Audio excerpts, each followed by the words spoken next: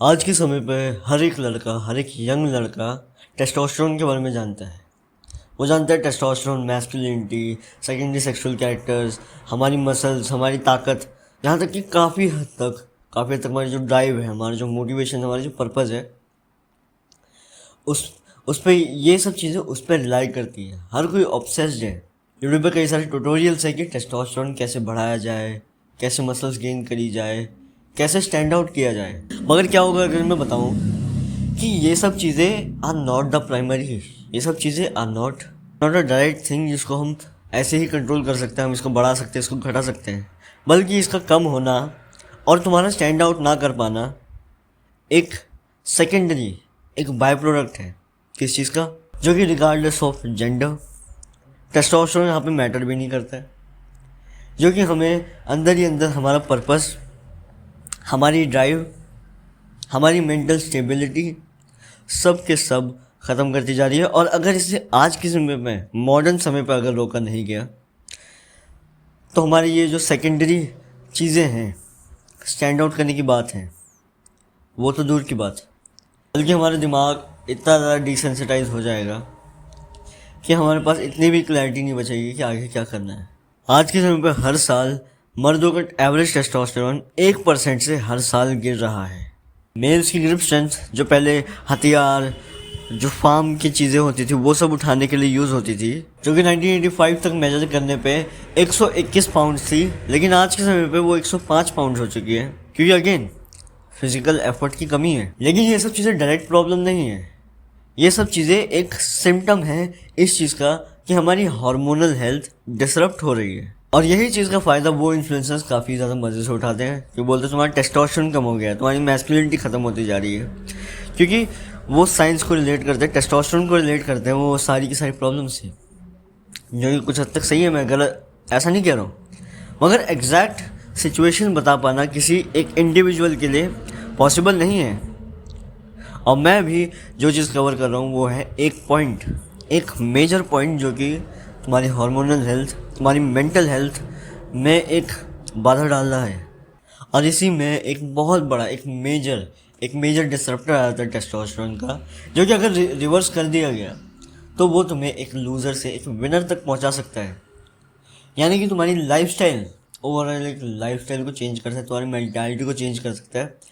और तुम ऐसे हद तक की एक लाइफस्टाइल अचीव कर सकते हो जहाँ पे टेस्टोस्टेरोन मेल्स के लिए एक बाय प्रोडक्ट होने वाला है। इसलिए चलते कुछ साल पहले सेरेंगेटी अफ्रीका, वहाँ पे बैबून्स की एक ट्राइब पर रॉबर्ट सपोल्स्की एक स्टडी कर रहे थे।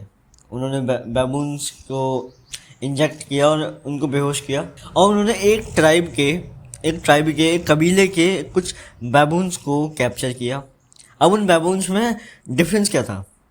जितने बैबून्स को कैप्चर किया, कुछ थे जो कबीले में एकदम एवरेज थे, जैसे कि आज के समय पे एक एवरेज आदमी, middle class we can say, ऐसे एक इंसान की तरह एक बैबून लिया गया जो कि अपनी ट्राइब में काफ़ी लो लेवल पर रैंक करता है। उसने ज़्यादा कुछ कंट्रीब्यूट नहीं किया है, उसके पास ज़्यादा लोग हैं नहीं, तो उसको लिया।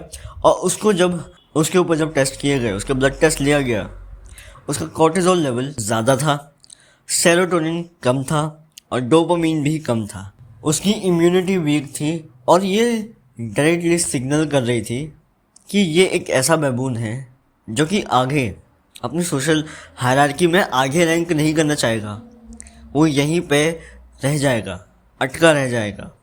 वहीं एट द सेम टाइम उन्होंने जब एक ट्राइब के एक हायर पोजीशन वाले एक बैबून को लिया गया, क्लोजर टू अ किंग, जिसके पास फैमिली है, जिसके पास लोग हैं, जिसके पास ज़्यादा रिसोर्सेज हैं, जब उसको लिया गया, उसके सेरोटोनिन लेवल्स ज़्यादा थे, उसका कॉर्टिजोल कम था, उसका डोपामिन ज़्यादा था, और उसकी इम्यूनिटी भी ज़्यादा थी। मतलब वो आगे प्रोग्रेस करेगा। और यही चीज़ें एक ऑप्टिमल एनवायरनमेंट बनाती है जहाँ पे कॉर्टिजोल जो कि डायरेक्टली इफेक्ट करता है। कॉर्टिजोल अगर ज़्यादा हुआ तो टेस्टोस्टेरोन कम होगा। ये एक ऐसा इन्वायरमेंट है जहाँ पे टेस्टोस्टेरोन होना एक बाय प्रोडक्ट है। टेस्टोस्टेरोन होना, एक्स्ट्रा ड्राइव होना कि मैं और कुछ अचीव करूँ, वो एक तरीके से बाय प्रोडक्ट है। लेकिन मैंने बैबून्स का एग्जांपल क्यों दिया? बैबून्स, अब कुछ सिमिलरिटी लग रही है दोनों जो टेस्ट हुए थे उसमें। अगर हम पहले वाले बैबून की बात करें जो कि थोड़ा लोअर लेवल पे है, अगर हम उसको रिलेट करें आज के इंसान से, एक ऐसे इंसान से जिसके पास ज़िंदगी में कम कंट्रोल है, जो एक ऐसी नौकरी कर रहा है जो जो जो उसको पसंद नहीं है, जिसकी जीवन में आगे होप नहीं है, जिसके पास लोग नहीं है, लोग हैं भी तो नेगेटिव हैं, एक ऐसा इंसान जिसके पास डिसिप्लिन नहीं है, जिसके जीवन में कंट्रोल नहीं है, वो सीखता है असहायता, लर्नड हेल्पलेसनेस। जहाँ पर हर कोई तुम्हें बोलता है कि तू अपने पजामे के बाहर मत जा, अपनी औकात के बाहर सपने मत देख, जहाँ पर तुम्हें ऐसा महसूस कराया जाता है इनडायरेक्टली। एक ऐसा इन्वायरमेंट जो कि तुम्हें सिमिलरली टू बैबून्स तुम्हें हाई कॉर्टिजोल देता है, क्योंकि तुम हर समय स्ट्रेस में हो, हर समय स्ट्रेस में हो कि अभी मेरे साथ कुछ गलत ना हो, हर समय तुम फाइट फ्लाइट में हो, फाइट फ्लाइट फ्रीज मोड में, जहाँ पे तुम रेस्ट नहीं कर सकते हो। और यही हाइटेंड स्ट्रेस, कॉर्टिजोल तो बस एक हार्मोन है, मेन चीज़ है स्ट्रेस। अगर स्ट्रेस बढ़ता है तो एक ऐसा एनवायरनमेंट तुम्हारी बॉडी में क्रिएट करता है जहाँ पे कॉर्टिजोल हाई होगा, डोपामिन कम होगा, सेरोटोनिन कम होगा। अब डोपामिन और सेरोटोनिन का काम प्लेजर से रिलेटेड नहीं है। हर कोई बताता है कि dopamine is pleasure, reels he dopamine है। डोपामिन है किसी चीज़ के पीछे हमें जब करने के लिए जो ड्राइव मिलती है ना, कि मैं खाना खाऊं, मैं क्यों खाऊं, जो मेरे को बॉडी मेरी फील करा रही है कि मुझे खाना खाने की ज़रूरत है, वो कहाँ से आती है? वो डोपामिन से आती है।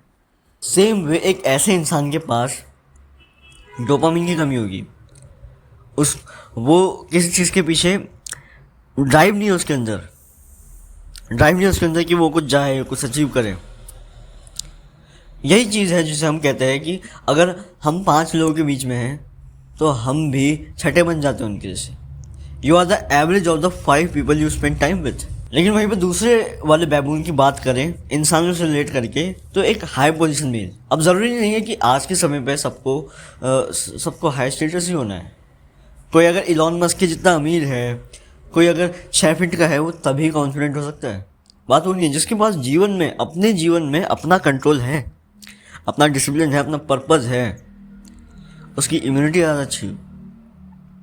और ये कोई ब्रो साइंस नहीं है, मैं इसे पूरी तरीके से क्लेम नहीं कर रहा हूँ। बस ये है कि एक कम स्ट्रेस वाले इन्वायरमेंट में एक इंसान के पास ज़्यादा ऑप्टिमल एनवायरनमेंट है अच्छी इम्यूनिटी का, अच्छे डोपामिन का, अच्छे सेरोटोनिन लेवल्स का और अच्छे टेस्टोस्टेरोन का। ये चीज़ बाय प्रोडक्ट हो जाती है। क्योंकि मेरी बात सुनो, जो मिलिट्री ऑपरेटिव्स होते हैं, जिन्होंने बहुत ख़तरनाक ऑपरेशन करे होते हैं, वो कितने स्ट्रेस से गए होंगे। मुझे पता नहीं कि एग्जैक्टली क्या होता है, मगर जब भी मैं इनकी कहानियाँ सुनता हूँ जिन्होंने इतने ऑपरेशंस करे, इतने लंबे ऑपरेशंस करे, तो कितना स्ट्रेसफुल रहता होगा इनके लिए। लेकिन वहीं पे इनकी मेंटालिटी ऐसी है कि अगर ये मिशन कंप्लीट हो रहा है तो इसके पीछे जितना भी एफर्ट लगा है वो सब मीनिंगफुल हो जाता है। अगर उन्होंने 10 दिन इंतज़ार करा और 11वें दिन उनका मिशन कंप्लीट हो गया तो फिर वो उनके लिए एक जीत है। यानी कि जिस इंसान की मेंटालिटी एक हायर पोजीशनिंग पे होगी, उसके जीवन में स्ट्रेस आ भी जाए, वो उसका भी बेहतर तरीके से यूज़ करने वाला है। जो सालों से असहायता सीखते आ रहा है, उसके लिए परफेक्ट अपॉर्चुनिटी भी रख दो, वो तब भी इम्प्रूव नहीं करने वाला। And this is the cause. और जो बाकी की चीज़ें हैं ना, टेस्टोस्टेरोन कम हो गया, एनर्जी कम है, ये सब बाय प्रोडक्ट है। कॉज एक्चुअल में ये है, कॉज एक्चुअल में है lifestyle affect mentality affects our lifestyle. Vice versa है, हमारी जितनी अच्छी मेंटालिटी होगी हम उतना अच्छा काम करेंगे, जितना अच्छा काम करेंगे हमारे हार्मोन लेवल उतना ज़्यादा ऑप्टिमल रहेंगे। अगर हम ये चीज़ अकम्पनी कर रहे हैं एक अच्छी लाइफस्टाइल, एक हेल्दी लाइफस्टाइल से, लेकिन आखिर हम ये कैसे मिमिक कर सकते हैं? हम कैसे बन सकते हैं हायर पोजीशनिंग बैबून? क्या हम सबको मारने पीटने लग गए? क्या हम एनिमल बन जाए हैं? हम डोमिनेंस जताते रहें सबसे? नहीं। जैसे कि मैंने कहा, इंसान को इलॉन मस्क बनने की ज़रूरत नहीं है, इंसान को बॉडी बिल्डर बनने की ज़रूरत नहीं है, इंसान को अपने ज़िंदगी में कंट्रोल हासिल करना है, अपना बेस्ट बनना है। क्योंकि तुम कितनी ही कोशिश कर लो, हर कोई इंसान एलीट नहीं बन सकता। This is the truth. लेकिन क्या ये चीज़ से ज़रा भी फ़र्क पड़ना चाहिए कि मैं एलीट नहीं बन सकता, मैं सबसे बेस्ट नहीं बन सकता, मैं खुद का बेस्ट बन सकता हूँ।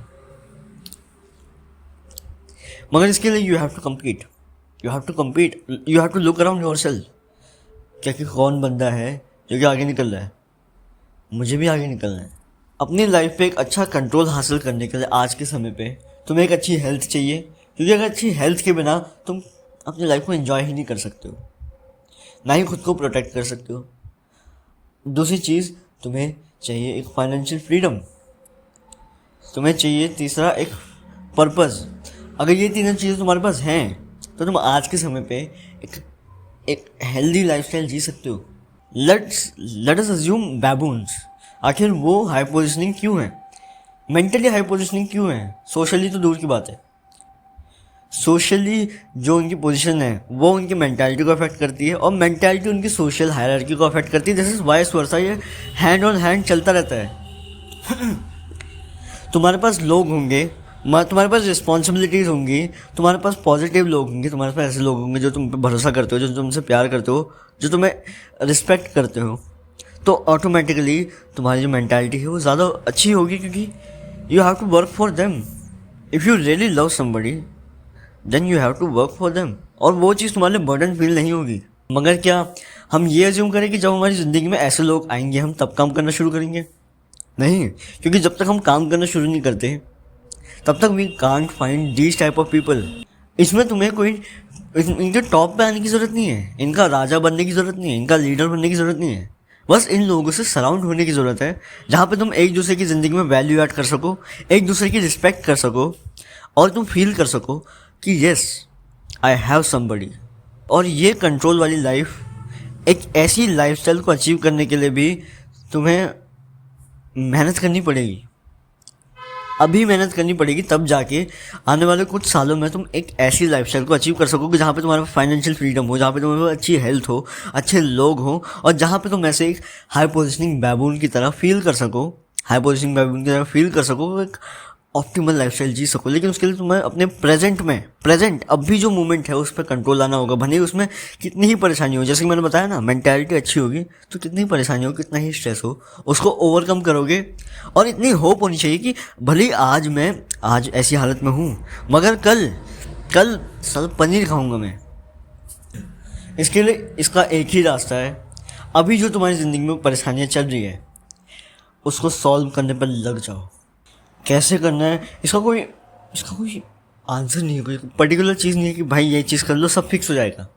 बस ये है कि एक चीज़ कहते हैं ना कि हम 10 चीज़ें नहीं कर सकते, 10 चीज़ें परफेक्ट नहीं कर सकते, मगर हमें करंटली हम एक चीज़ पर फोकस करके उसको धीरे धीरे करके डाइसेक्ट करके, धीरे धीरे करके तोड़ के हम आगे दूसरी चीज़ को फिक्स कर सकते हैं। इसके लिए तुम्हें ये चीज़ ट्राई करनी होगी आज से। We will discuss each and every tool जो कि इसके लिए ज़रूरी है, मगर तुम्हारे लिए रूल ये है कि तुम्हें धीरे धीरे करके इस चीज़ को खुद बिल्ड करना होगा, खुद एक्सपीरियंस करना होगा।